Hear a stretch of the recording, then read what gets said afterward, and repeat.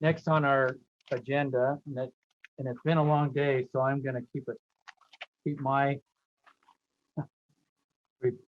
report short.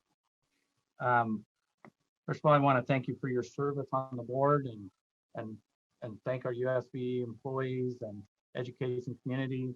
Our we've been living in a time of first for several years now because of COVID, and some of it had nothing to do with COVID, just a lot of first. Um, but a great legislative session. I appreciate your work and support.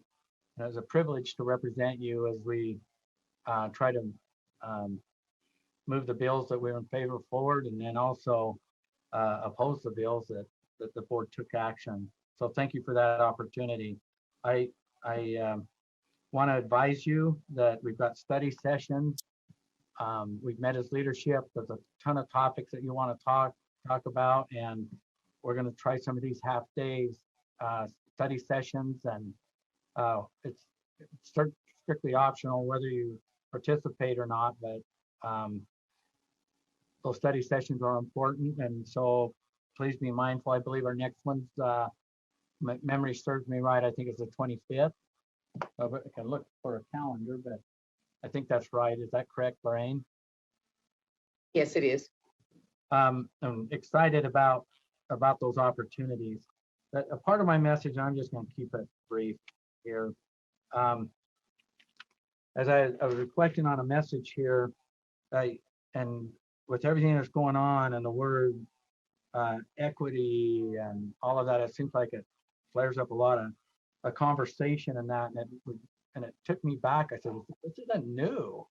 This whole thing back in, I'll just say the uh, early part of well, I guess it was 2000. It was quite a few years ago. I had my children all graduated from high school and they're going on advancing, and I just had a great love and appreciation for the education that my children received in this great state of Utah. And many years ago, I saw some of that being somewhat threatened a little bit. And I didn't have any kids in there. I didn't have any grandkids yet, but I thought, I, my kids it was just great. It was fantastic. The opportunities they had, I just compared to other states was just unbelievable. And I really appreciate it. And I had this concern that those opportunities were going to be limited. So I chose to run for a local board. And it was all on making sure that every student had an opportunity uh, to have this great uh, education. And the words I was using back in there was access to a great or access to the opportunities so that they could have this great education. And and I ran on that, and I was able to get elected and advocate for that.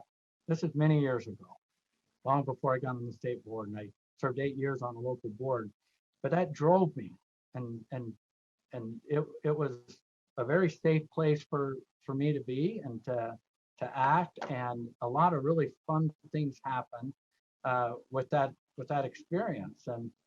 And when I was asked to consider running for the state board of education, I brought that with me. I said, okay, just like my local board, this is all about access to a top quality education, and I have the assurance that kids, that our students can have that opportunity. And I have seen that in our work that we have been doing at the State Board of Education for the last 6 years.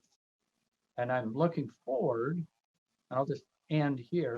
I am looking forward to the healthy discussions we're going to have again on equity and opportunity, to just have the assurance that and create the best way we can that every single student in this state at least has an opportunity. Now, what they do with that opportunity is a different thing. But for me, I just want to make sure those doors are open and they can see a pathway in, get in the game. So I'm anxious. So this concludes my board member comments, and it was fun reflecting back to serving on a local board, and I hope the local boards are in the same place. So thank you for the opportunity to serve you as your chair, represent you this last little while, and I'm definitely looking forward to what's happening in the future. So thank you.